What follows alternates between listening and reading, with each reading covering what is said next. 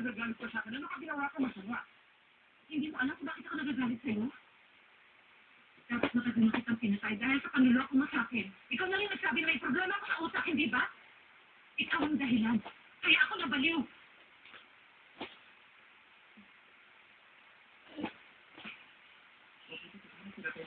Natahimik ako. Kaya sa naman pinahiya mo ako. Ha? Dapat umupo ko na lang kaya nagsamaan ka na lang doon. Hindi ba na ako hinalikan? Di ba ka nagsabi na maging romantic ako? Hirap talaga ng isang babae. Mahirap din maging lalaki, ano? Mabuti pa siguro, pinagsalitaan mo na lang ako na masasakit. Mas matatanggap ko yun. Pero yung ginawa mo kanina, sobrang kahihiyan na yung binigay mo sa akin sa harap nila. Alam ko marami akong pagkukulang sa'yo, pero malinis ang konsensya ko ngayon dahil wala akong masamang ginagawa. Kung ano man ang mga naging pagkukulang ko sa'yo, isipin mo naman ang mga kabutihang nagawa ko para sa'yo.